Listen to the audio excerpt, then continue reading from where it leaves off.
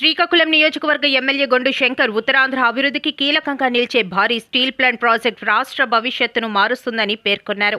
తన క్యాంపు కార్యాలయంలో నిర్వహించిన పత్రికా సమావేశంలో ఆయన మాట్లాడారు. అనకాపల్లి జిల్లాలో ప్రముఖ సంస్థల సంయుక్త భాగస్వామ్యంతో ఏర్పాటు చేయనున్న సమీకృత ఉక్కు కర్మాగారానికి శంకుస్థాపన జరగడం రాష్ట్రానికి గర్వకారణమని ఎమ్మెల్యే తెలిపారు. ఈ కార్యక్రమంలో కేంద్ర మంత్రి, ముఖ్యమంత్రి, డిప్యూటీ సీఎం, ఇతర మంత్రులు పాల్గొనడం విశేషమన్నారు. దేశంలోనే అతిపెద్ద గ్రీన్ ఫీల్డ్ స్టీల్ ప్రాజెక్టుల్లో ఒకటైన ఈ ప్రాజెక్టు సుమారు 1,35,964 కోట్ల రూపాయలతో నిర్మించబడుతుందని చెప్పారు. దీని ద్వారా 1,00,000కు పైగా ప్రత్యక్ష, పరోక్ష ఉద్యోగాలు సృష్టించబడతాయని, స్థానిక యువతకు విస్తృత ఉపాధి అవకాశాలు లభిస్తాయని పేర్కొన్నారు. స్కిల్ డెవలప్మెంట్, టెక్నికల్ ట్రైనింగ్, అనుబంధ పరిశ్రమల అభివృద్ధి ద్వారా దీర్ఘకాలిక అవకాశాలు ఏర్పడతాయని ఎమ్మెల్యే పేర్కొన్నారు. జాబ్స్ ఫస్ట్ విధానంతో ఈ ప్రాజెక్టు యువత భవిష్యత్తును మార్చే ఉపాధి యంత్రంగా నిలుస్తుందని అన్నారు. ఈ స్టీల్ ప్లాంట్ వల్ల ఉత్తరాంధ్ర ప్రాంతం ఇండస్ట్రియల్ హబ్గా అభివృద్ధి చెందుతుందని, పోర్ట్, రహదారి, రైల్వే సదుపాయాలు మెరుగుపడతాయని తెలిపారు. ఎంఎస్ఈలు, చిన్న పరిశ్రమలు అభివృద్ధి చెందడంతో స్థానిక ఆర్థిక వ్యవస్థ బలోపేతమవుతుందని చెప్పారు. ఈ ప్రాజెక్ట్ 2 దశల్లో పూర్తి కానుందని వెల్లడించారు. మొదటి దశలో ఏడాదికి 7.3 మిలియన్ టన్నులు, రెండో దశలో 10.5 మిలియన్ టన్నుల ఉత్పత్తి సామర్థ్యం కల్పించబడుతుందని చెప్పారు. శ్రీకాకుళం నగర కమిషనర్గా కూర్మరావు గారికి తీసుకురావడం జరిగింది. ఆయన చాలా సిన్సియర్, హానెస్ట్ ఆఫీసర్. గతంలో డొమా పీడీగా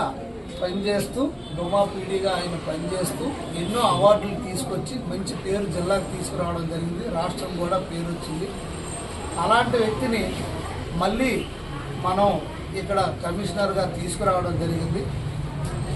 అయితే అనుకోకుండా మనకి ఈ డయరీ అనేది రావడం, దానికి సంబంధించి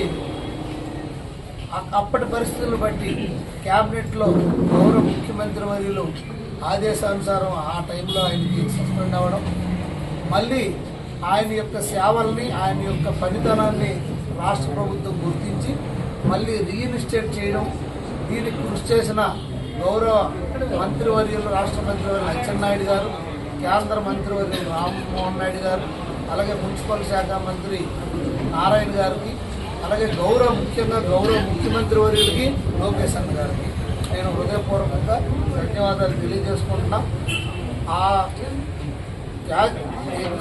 మామూలుగా జరిగిన ఏదైతే ఆ సందర్భానుసారం జరిగిన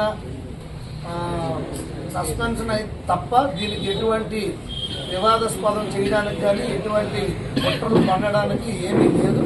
దీన్ని అనవసరంగా కొంతమంది క్షుద్రశక్తులు తయారయ్యాయి. వాళ్ళు ఏదో ఒకటి అలజడి సృష్టించి ఉనికిని కాపాడుకోవడానికి దీనికి కుల రాజకీయాలు అంటగట్టి ఏదేదో చేసి చాలా ఇబ్బందులు గురి చేశారు. ఏదేమైనప్పటికీ ఈరోజు మళ్ళీ ఆయన ఆ స్థానంలో కూర్చున్నాడంటే అది కేవలం కూర్మారావు గారి యొక్క ఆయన వ్యక్తిగత ఇమేజ్ని బట్టే, ఆయన హానెస్ట్ ఆఫీసర్ కనుకే మళ్ళీ ఆయన అక్కడ కూర్చోగలిగాడు.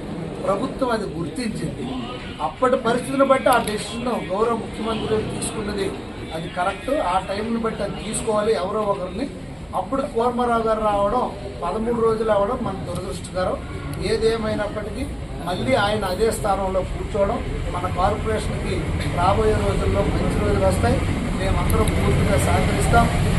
ఈ సందర్భంగా రాష్ట్ర ప్రభుత్వానికి, గౌరవ ముఖ్యమంత్రి వర్యులకి ఆయన మళ్ళీ ఇక్కడ రీఇన్స్టేట్ చేసినందుకు నేను హృదయపూర్వకంగా ధన్యవాదాలు తెలియజేసుకుంటూ, మొన్న ఏదైతే అరసవల్లి సూర్యనారాయణ స్వామి పుష్కరిణి ఉందో ఆ పుష్కరిణి మేము శంకుస్థాపన చేశామంటే దానికి ఫైనాన్షియల్ అప్రూవల్ మేము తీసుకొచ్చి దానికి టెండర్ కూడా మేమే పిలిచాం, అగ్రిమెంట్ మా టైంలో కట్టాం, దానికి కాంట్రాక్టర్ను కూడా ఫైనలైజ్ చేసింది మేమే.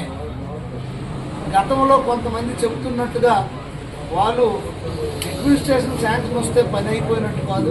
టెండర్ పిలవాలి, ఫైనాన్షియల్ శాంక్షన్ రావాలి, అలాగే అగ్రిమెంట్ చేయాలా, కాంట్రాక్టర్ రావాలి, అప్పుడు శంకుస్థాపన చేయాలి.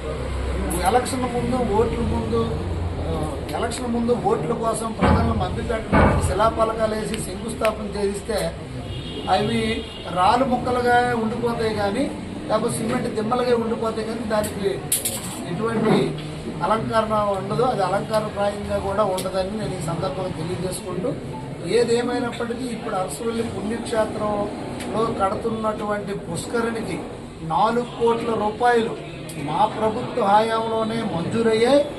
దానికి మేమే టెండర్ పిలిచాం, మేమే అగ్రిమెంట్ చేశాం, మేమే కాంట్రాక్టర్ను ఫైనలైజ్ చేశాం. దానికి శంకుస్థాపన చేయడానికి మా ప్రభుత్వానికి పూర్తిగా అర్హతలు ఉన్నాయి. ఒకవేళ మీరే చేసుకుంటే మీరు ఏ కాంట్రాక్టర్కి ఇచ్చారో చూపించండి. ఎప్పుడు మీరు టెండర్ ఫైనలైజ్ చేశారు, మరి పనులు ఎందుకు జరగదు?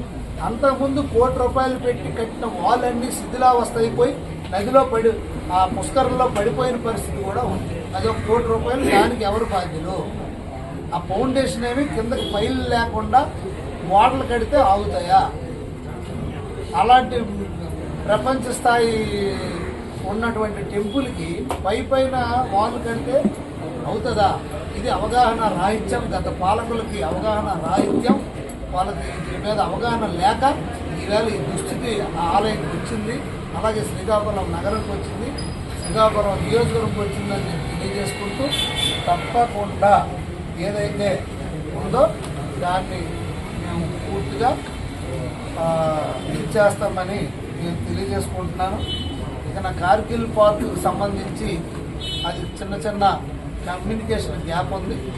ఎవరికి ఎటువంటి అవమానకరమైనటువంటి విషయాలు ఎక్కడా జరగలేదు. అది పూర్తిగా కమ్యూనికేషన్ గ్యాప్. అది మా అంతర్గత విషయం. తప్పకుండా దాన్ని కూర్చొని సరిదిద్దుకొని ఫ్యూచర్లో మళ్ళీ పునరావృతం కాకుండా చూసుకుంటామని సందర్భంగా